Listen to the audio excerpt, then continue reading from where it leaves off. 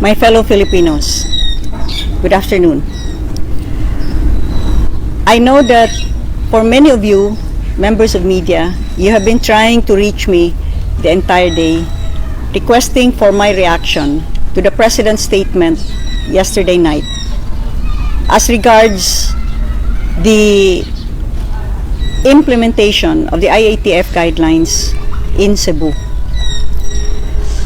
You will forgive my inability to respond since I was then on my way to this island of Bantayan. I am now in Santa Fe, Bantayan. I am here now to respond to your many questions, and in response, allow me to merely make a statement.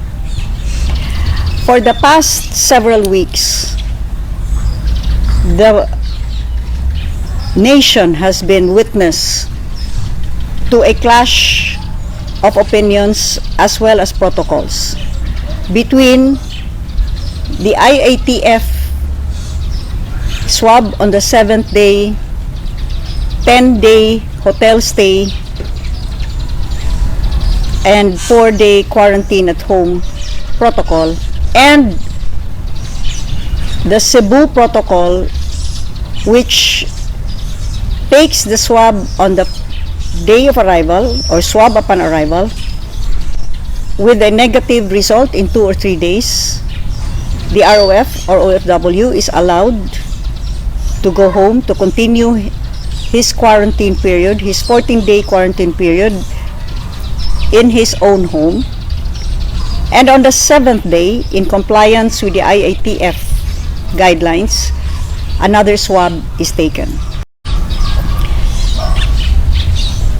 These protocols, embodied in EO17, were later adopted by virtue of a provincial ordinance 2021-04. And as far as the province of Cebu is concerned, this provincial ordinance was the effective law of the province. Many opinions have been cast.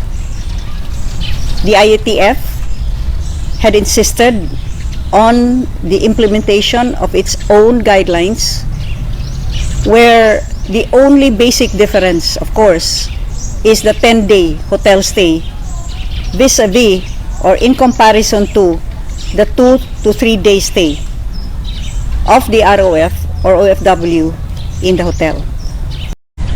Because all the rest we are in agreement, there also still is a 7th-day swab, and the entire 14-day quarantine is completed, whether it be in the 10-day hotel stay and 4-day stay at home, or in accordance with the Cebu protocol, a 2 to 3 day hotel stay and then spending the rest of the 14-day quarantine at home.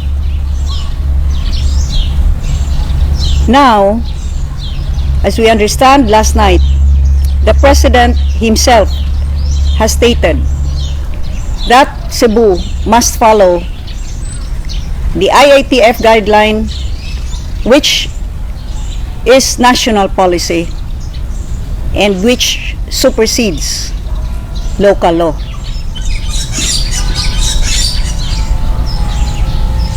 In deference to the President, I am announcing right now that the executive order that I issued, EO23, yesterday, reminding all heads of government agencies that the provincial ordinance was in effect, and reminding all of the possible criminal and administrative charges that may be filed upon violation of such ordinance.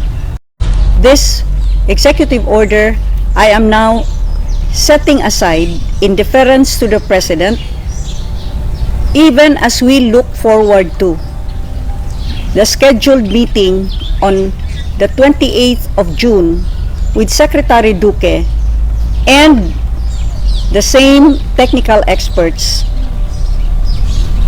who had advised the President last night as regards the need to strictly implement the IATF guidelines. Allow me to thank President Rodrigo Roa Duterte for recognizing the wisdom of my plea that we give human consideration to the OFWs and ROFs who come home mostly not for leisure, but for the greater majority of them, they come home for family emergencies. An additional 10-day stay at the hotel burdens our ROFs. And for this, allow me to thank again the President for announcing last night that the ROFs, aside from the OFWs, will not need to pay the hotels since this will be answered for by the national government. This certainly lessens the financial burden of our ROFs. Insofar as the emotional and psychological burden of having to stay for 10 days in the hotel, may I plead to our OFWs and ROFs that the Cebu provincial government will continue to keep an open mind, listen to these technical experts, even as we hope that Secretary Duque and these technical experts will also keep an open mind once they come to Cebu, observe what is happening in Cebu, and listen as well, as we will closely listen to them, to listen as well to the data, the science, the experience, and actual ground reality that we shall present.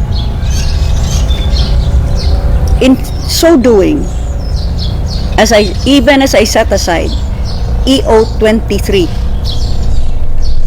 we shall continue with the SWAB upon arrival policy, because we have found that doing this gives us better control at those that arrive already testing positive.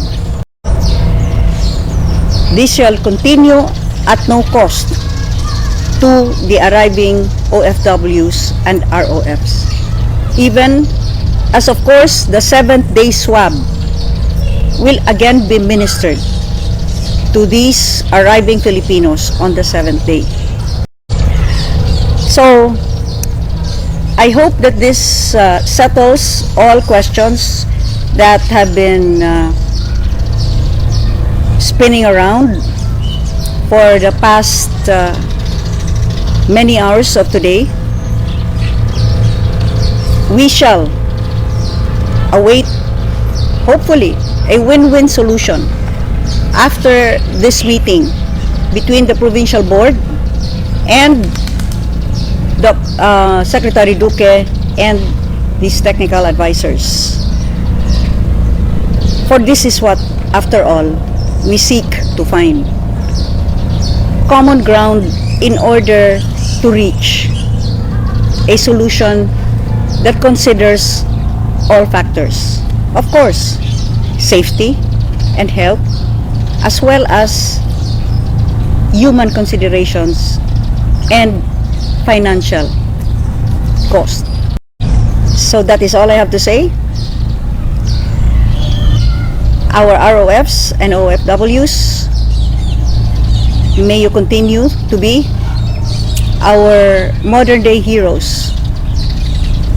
Thank you, President Duterte, for trying to find a solution to the financial burden of a 10-day hotel stay for returning Filipinos. Mabuhay ang Sugbo, and may God bless the Philippines.